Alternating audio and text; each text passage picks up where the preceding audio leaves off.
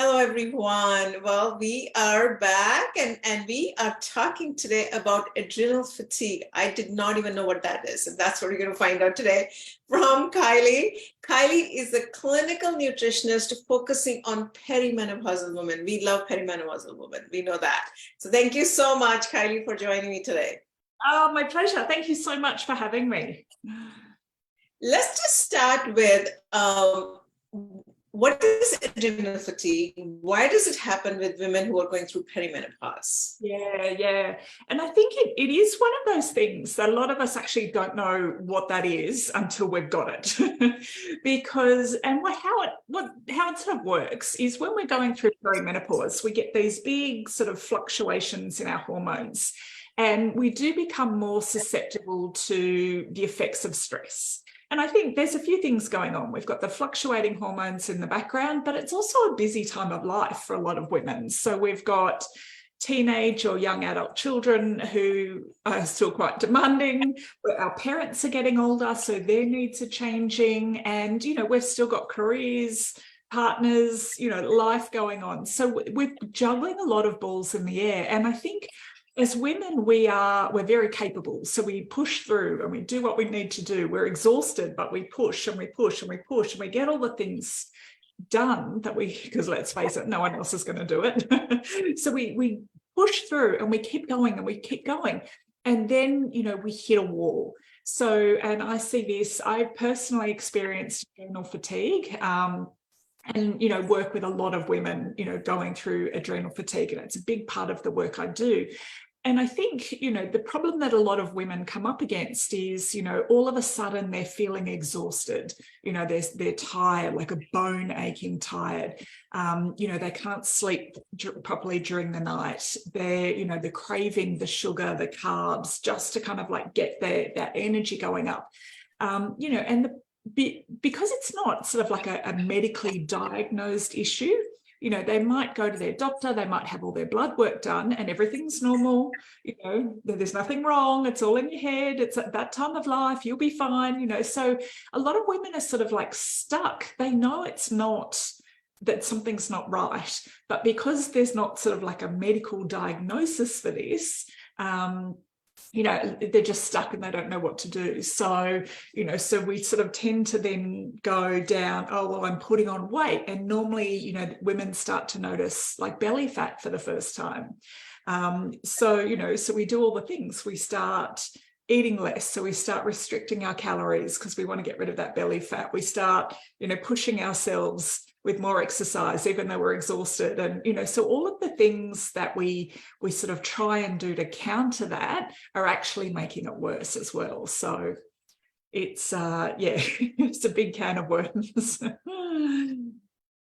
Yeah, absolutely. And the fact that our progesterone and estrogen levels are going down, it put more pressure on our adrenal glands, right? So do you want to comment a little bit on the hormones and then how it puts the pressure here?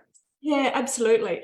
So if we think of our hormones are like an orchestra, so they all work together. So that's our sex hormones, it's our thyroid hormone, it's our adrenal hormones,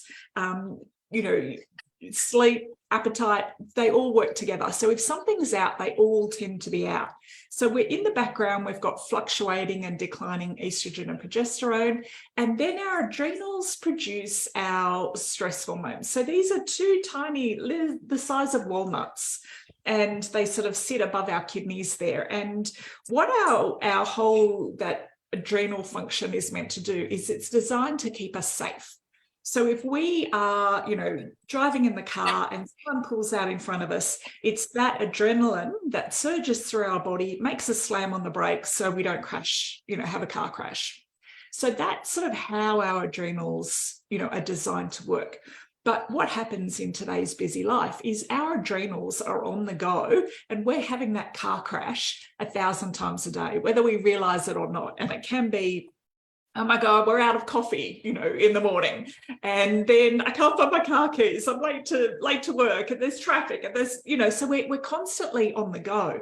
So we've got sort of big stress that, our body, it's designed to help us with. So that's, death, divorce, pandemics, all of those things. But it's also our body can't tell the difference between the little things like running out of coffee and finding our car keys. So we've got this constant sort of surge of adrenaline going on. And because these organs are only the size of walnuts, they get exhausted, poor little things. So, instead of like pumping out, or they're constantly pumping out cortisol and adrenaline, but then, they get to the point where they're just exhausted and they're tired. And then that's where sort of like our body, we become, it just takes over this overwhelming sort of exhaustion. So our adrenals are literally fatigued, and then, the rest of us sort of shuts down as well. So, and it can manifest like in so many different ways. So, you might notice that your digestion has slowed right down, and you might be experiencing bloating and constipation. You're looking for those carby, that more sugary sort of food because your blood sugar has crashed. So you're sort of looking for something to pick you up just to sort of have the energy to keep going. There's that beautiful state, wired but tired, I call it. So, you're exhausted, you need to sleep, but then your brain has clicked into this second wind and you sort of got that buzzy sort of wired sort of feeling. So it's like you've, had 6 coffees in the morning and you've got that sort of shake. So there's sort of like different signs to look out for, that, your adrenals need a little bit of love. And, once in my experience with, my personal experience and also with clients is once you've had, adrenal fatigue, you're always dancing with it. So it sort of becomes your Achilles heel, like if you had chronic asthma as a kid and your lungs are your weak point, if you've had adrenal fatigue, you need to look out for the warning signs because you can go back there real fast. No, I think you explained it beautifully. So now comes the point, and I have so much sugar cravings, and I think most of the women, have that. What do we do from a nutrition point of view? Since you're a clinical nutritionist, how do we handle this whole dance that's happening with the hormones? Yeah. So this is where, what we need, because we do, and it's all of our hormones working together. So we do notice some big changes in our bodies as we, go through that perimenopause, menopause transition. So from our sort of early 40s, some women that's in their 30s, they start to notice that things are changing. And, we've been so ingrained by the diet industry that we need to eat less, and do more exercise. But what we need to do is actually flip that on its head, is we need to start nourishing our body. Okay, so at this age, we don't need another diet. But what we do need to is start to look at, what are we eating? What's on our plate? So first up, we need plenty of fiber. So if we think of fiber as the broom for our bum, okay, so this is what keeps everything moving. So beautiful leafy greens, vegetables, salads, all fresh fruit, so all of our beautiful fresh produce. Okay, so that's what keeps things moving. Then we need protein. So if we sort of think of protein and fats as the anchor for our blood sugar. So if we think of, like, if we have a standard Western breakfast of cereal, juice, toast, and coffee, right? That's going to send our blood sugar spiking. And 2 hours after that, we're going to be looking for more food, just to sort of keep us going again. Whereas if you think on the weekend, if we've got a bit more time and we have, some beautiful eggs and we have some mushrooms and some spinach and avocado and a big piece of like lovely sourdough bread, we're not going to be hungry 2 hours after we eat that. So if you sort of think of that protein and those healthy fats anchor our blood sugar, keeps us fuller for longer. So our blood sugar still goes up, but it takes a long time to come down. We're not going a big spike and that big crash. So our adrenals really need that blood sugar anchor. So including protein, and traditionally in Western diets, we kind of keep our protein to the end of the day. Okay, so we'll have like a big piece of steak or a big piece of meat at the end of the day, but we really need to bring that protein in at breakfast time. So breakfast, have protein at lunch, and then again at dinner. So that's going to make a big difference. The other sort of big mistake I see a lot of women doing is fasting. Okay, so there's a lot of benefits for fasting. However, if you are experiencing any kind of adrenal issues, if you're under a lot of stress, your body already has that elevated level of cortisol. So what happens when we fast, and generally when we fast, we skip breakfast, and naturally as women, our hormone profiles are very different to men. Okay, I think we all know that, but they are. It's worth saying that they are different. And our cortisol naturally is high in the morning because that's what gives us the energy to get up and get out of bed in the morning. But what happens is when we're fasting overnight and we're not having our first meal until lunchtime, because a lot of us sort of A-type women, we just sort of think, oh, the longer the better. We're going to get a medal. There's a prize at the end if we fast until lunchtime. But what happens is it can actually backfire for a lot of women because our body doesn't know where food is coming from. So our body is then going, oh, hang on a second, she's not feeding us. So we're just going to hang on to what she had for dinner last night, and we're just going to pack that around the middle.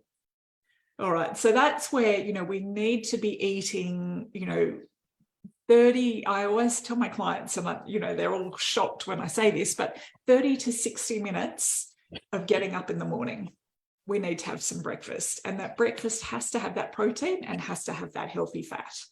Okay. Now with carbs, carbs sort of come naturally.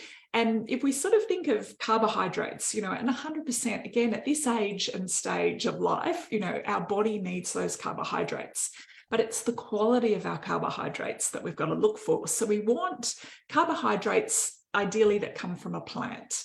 So things like, for breakfast, rolled oats is a good one, or any sort of brown rice, quinoa, chia seeds, the sort of anything, as long as it's not a sugary granola. We can go for the oats and the nuts, but watch out for that sugar content. Eggs are beautiful in the morning, smoked salmon, if we're looking for like nitrate-free hams and things like that, that's going to help us get that protein in the morning.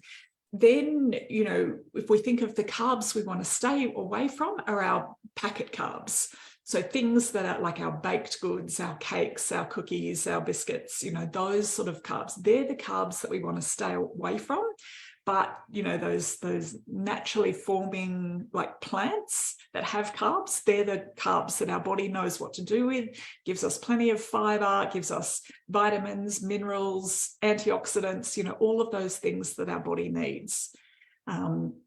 So we want to start off the day with breakfast. And then again, lunchtime, we want to make sure that we're having, we're nourishing our body. And again, we're getting those proteins, those healthy fats. Because the other thing that a lot of women sort of like mistake that we tend to make is we're not eating enough. So we're not eating enough to fuel our body, and our calorie needs. Actually, we need to feed our body. And I see it all the time. We wouldn't expect to jump in the car and drive from LA to New York, and we're not going to put gas in the car until we get halfway there. It just doesn't make sense. We wouldn't do it to a car. So why do we do it to ourselves? And then it's when we're not eating and we're not getting those balanced sort of meals, that's where we tend to, that emotional eating kicks in, and that overeating, that binge eating of, the sugary carby things, tends to kick in because we haven't kind of anchored that blood sugar and set us up, properly right from the beginning.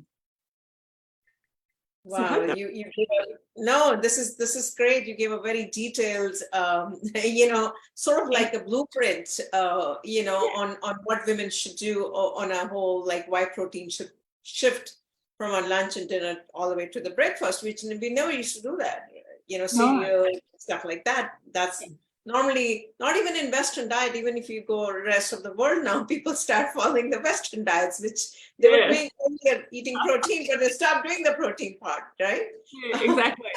Don't follow the Western diets. It's not good. All right. Well, thank you so much. I think this is a quick session that we bring on a daily basis to just give small tidbits of helping mid-age women, perimenopausal women to sail through, through nutrition, through other holistic therapies. Anything else, Kylie, you'd like to add before I wrap up today? Feel free to share your website, your Insta, or anything, please. Yes, I will. Yeah, you can find me over at Kylie Pinwill, so Kylie. Pinwill is pin, P-I-N for Nelly, will, WILL.com. I'm also on Facebook as Kylie Pinwill, and I have Instagram as Kylie Pinwill Hormone Hub. So yeah, you're more than welcome to, reach out. I'm happy to answer any questions. But probably my final word to all the ladies watching is be kind to yourself.